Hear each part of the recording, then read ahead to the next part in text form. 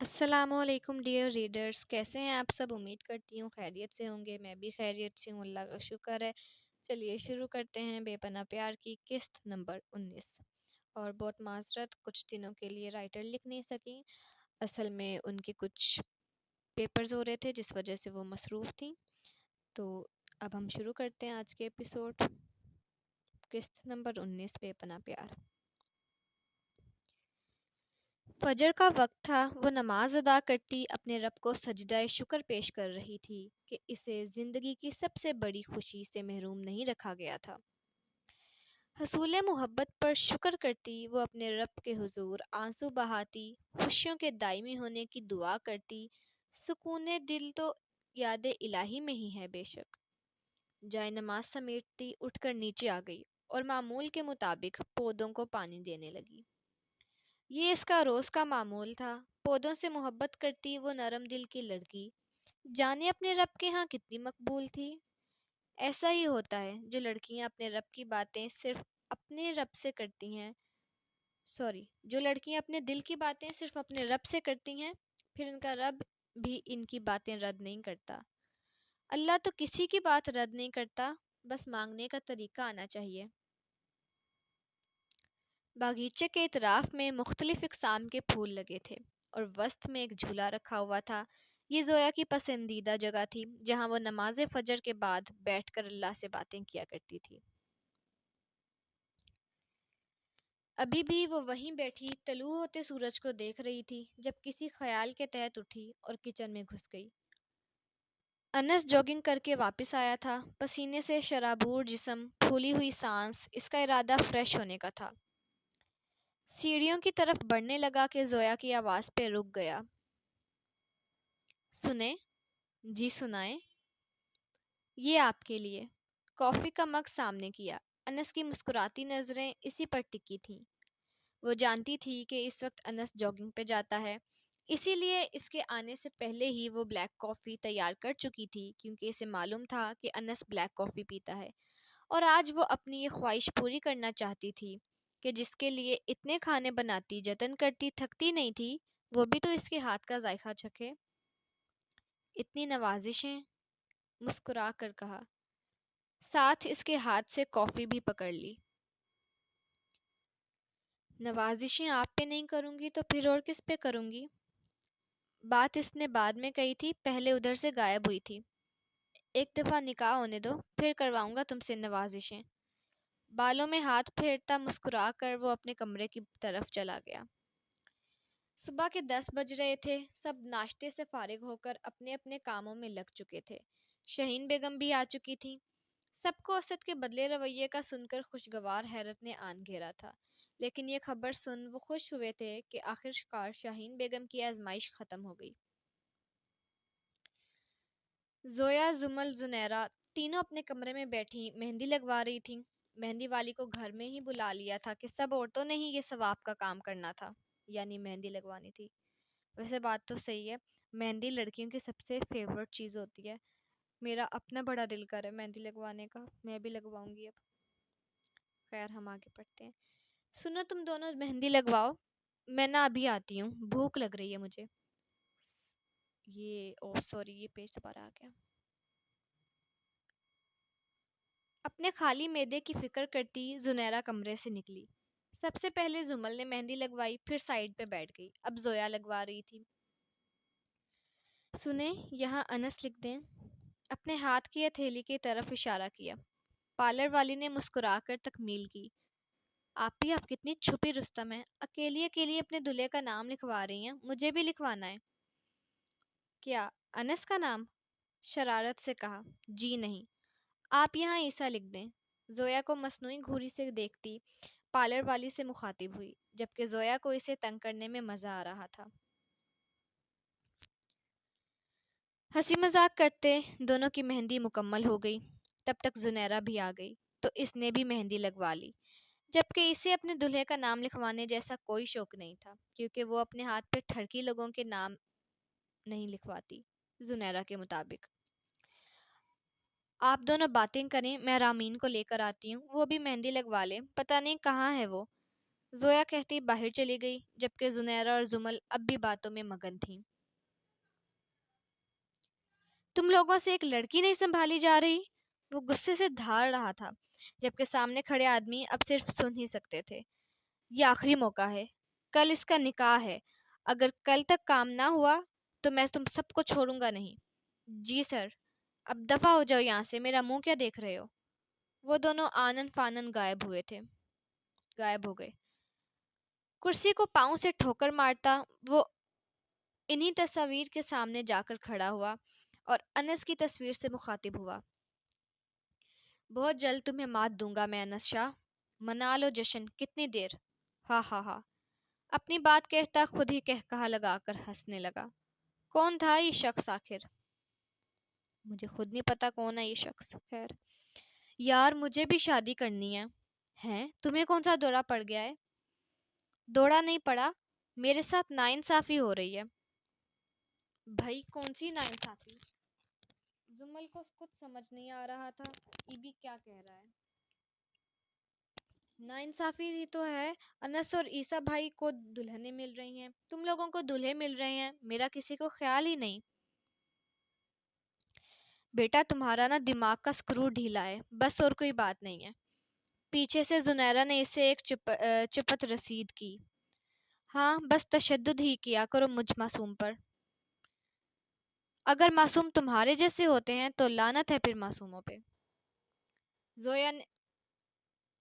زویا نے زمل کو اشارہ کیا اور وہ دونوں ادھر سے 9-2-11 ہو گئی، کیونکہ اب زنیرہ اور ایبی کی بحث شروع ہو چکی تھی جو کہ بڑوں کی ڈانٹ سے ہی ختم ہونی تھی، اور انہیں اس وقت ڈانٹ کھانے کا کوئی شوق نہیں تھا۔ اچھی بات ہے، یہ پتہ ہے کچھ کزنز ایسے ہوتے ہیں جو نا گھر میں اچھے خاصے معاملات چل رہے ہوتے ہیں، کزنوں کے آپس میں جیسی کوئی لڑائی ہوتی ہے نا، آدھے بندے بیچ میں سے غائب ہو جاتے ہیں تاکہ ان کو ڈانٹ نہ سننی پڑے۔ یہ غدار لوگ ہوتے ہیں، میں صحیح بتا رہی ہوں، ہر گھر میں ہوتے ہیں۔ اچھا آپ میرے ساتھ زیادتی کرتی ہیں، میں آپ کی شکایت کروں گا عاصم بھائی سے۔ او ہیلو، وہ میرے اوپر منسٹر لگے ہیں جو تم ان سے شکایت کرو گے؟ سیدھا مجھ سے بات کرو، ابھی بتاتی ہوں میں تمہیں۔ زنیرہ نے بغیر ادھر ادھر دیکھے پاس پڑا پانی کا جگ اٹھایا اور ایبی پہ پھینکنے لگی۔ منظر کچھ ایسا تھا کہ دونوں لاؤنج میں آمنے سامنے صوفے پہ بیٹھے تھے۔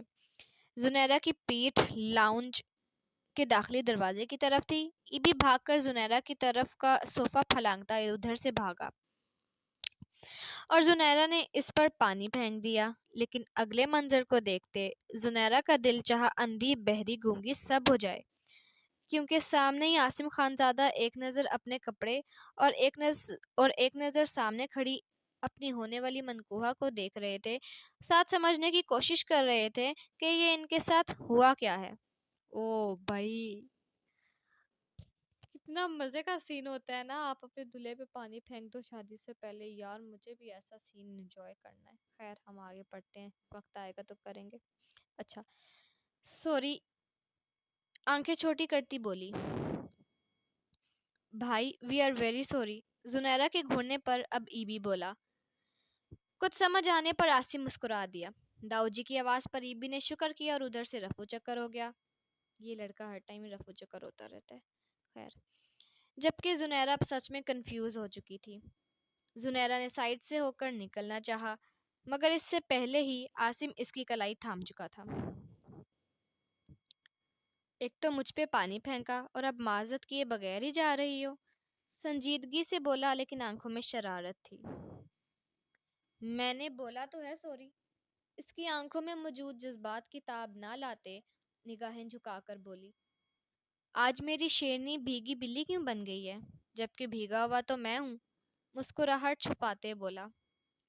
دیکھیں اگر میں تمیز سے بات کر رہی ہوں اس کا یہ مطلب نہیں ہے کہ میں بھیگی بلی ہوں، میں بس لحاظ کر رہی ہوں آپ کا۔ اتنا کہاں سن سکتی تھی زنیرہ ابراہیم، اسی لیے بول پڑی۔ گڈ، ہونے والے شوہر کا لحاظ کرنا بھی چاہیے۔ میرے ساتھ زیادہ فری نہ ہوا کریں، ذرا حد میں رہا کریں۔ ابھی تو حد میں ہی ہوں، کل کا نہیں پتا، شاید کل حد میں نہ رہوں۔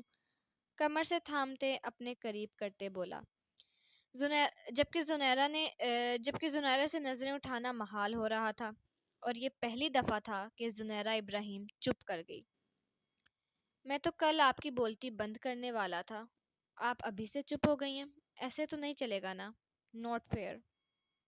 دور رہیں، بمشکل بولی۔ Okay, but only for today. اس کے کان میں سرگوشی کرتا تھوڑا فاصلہ بنایا۔ جو بھی تھا، ابھی شرعی حق تو حاصل نہیں تھا۔ یہاں کیوں آئے ہیں؟ تمہارے نکاح کا جوڑا لایا ہوں اور بہت محبت سے لایا ہوں، امید کرتا ہوں پسند آئے گا میری جان کو۔ اچھا، تھینک یو۔ ایک شرط پہ قبول کروں گا تمہارا تھینکس۔ نہیں کرنا تو نہ کریں، میں کوئی شرط نہیں مانوں گی۔ ماننا تو پڑے گا، اب ضروری ہے یہ، کیا کروں؟ اس کا ہاتھ تھامتا اپنے ساتھ صوفے پہ بٹھاتا بولا، کیا کر رہے ہیں؟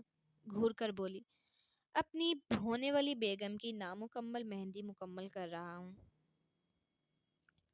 گائز پیچھے کی آوازوں کو اگنور کیا کریں، آپ کو پتہ ہے میں بھی گھر میں ہی رہتی ہوں۔ خیر، عاصم جانتا تھا کہ زنیرہ کبھی بھی اس کا نام اپنے ہاتھ پہ نہیں لکھوائے گی، اسی لیے اسی لیے خود ہی یہ کام سر انجام دینا بہتر سمجھا۔ اب اس سرپھری سے بحث کون کرتا؟ میری مہندی مکمل ہے اور بہت پیاری بھی لگ رہی ہے، اترا کر بولی۔ ہاں پیاری لگ رہی تھی، لیکن اب زیادہ پیاری لگ رہی ہے۔ باتوں باتوں میں وہ اس کے ہاتھ پہ اپنا نام لکھ چکا تھا، جو کہ اب ساری عمر کے لیے لکھا رہنا تھا۔ زنیرہ نے ناسمجھی سے اپنا ہاتھ دیکھا اور پھر شدید تپ کر عاصم کو، آپ اس قابل ہی نہیں ہیں کہ آپ سے پیار سے پیش آیا جائے، ہمیشہ میرا موڈ ہی خراب ہی کر دیتے ہیں۔ لہجہ تپا ہوا تھا۔ دیکھو میری جان، پہلی بات تو یہ کہ تم ابھی مجھ سے پیار سے پیش آئی ہی نہیں ہو، یہ میں تمہیں نکاح کے بعد کلاسز دوں گا کہ پیار سے پیش کیسے آتے ہیں، اور رہی بات تمہارے موڈ کی تو وہ میں کل پورے حق سے ٹھیک کر دوں گا۔ چہرے پہ آئی لٹ کو پیچھے کرتا بولا، زنیرہ بات سنو میری۔ خدیجہ بیگم سیڑھیاں اترتی بولی، وہ جو کب سے بھاگنے کی تیاریوں میں تھی، جھٹکے سے پیچھے اٹھ کھڑی ہوئی۔ اس کی حالت دیکھتے عاصم نے بہت مشکل سے اپنا قہقہہ روکا۔ السلام علیکم آنٹی، مؤدب انداز میں بولا۔ ارے بیٹا آپ یہاں؟ عاصم کو سر پہ پیار دیتے خدیجہ بیگم بولی، جی وہ میں یہ سامان دینے آیا تھا، گھر میں سب مصروف تھے تو مجھے آنا پڑا۔ اب وہ انہیں کیا بتاتا کہ اپنی امی جان کے لاکھ منع کرنے کے باوجود بھی خود ہی منہ اٹھا کر آیا تھا، کیونکہ جناب کو کسی کے دیدار کی چاہ ہو رہی تھی۔ بیٹا تکلیف کی آپ نے؟ نہیں نہیں آنٹی، بیٹا تکلف کیا آپ نے، سوری میں نے تکلیف بنا دی۔ نہیں نہیں آنٹی، تکلف کیسا؟ یہ آپ کے کپڑوں کو کیا ہوا؟ یہ آپ ہی نے پانی گرا دیا، ای بھی اوور ایکٹنگ کرتے بولا۔ ایک تو یہ ہر برے کام پہ غائب ہو جاتا ہے، اور ہر اچھے کام ہر ڈانٹ کھانے والی جگہ سے غائب ہو جاتا ہے، اور جب کسی کو ڈانٹ پڑوانی ہوتی ہے تو واپس ٹپک پڑتا ہے۔ بھائی واہ کیا بات ہے۔ خدیجہ بیگم نے زنیرہ کو گھور کر دیکھا، ابھی وہ اسے کچھ کہتی اس سے پہلے ہی عاصم بولا، آنٹی وہ میری غلطی تھی، ان کی نہیں۔ معصومیت لہجے سے شہد کی طرح ٹپک رہی تھی۔ ضرور اس میں بھی اس کا اپنا کوئی فائدہ ہوگا جو مجھے بچا رہا ہے۔ خیر بچت ہو گئی، نکل لے اب لڑکی یہاں سے۔ زنیرہ نے سوچا اور بولی، ماما میری غلطی نہیں تھی، لیکن میں پھر بھی معافی مانگتی ہوں۔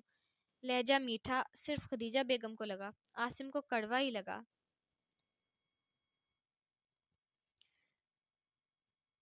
ٹھیک ہے آپ جائیں اور آمین کو بولیں، انہیں داؤ جی بلا رہے ہیں۔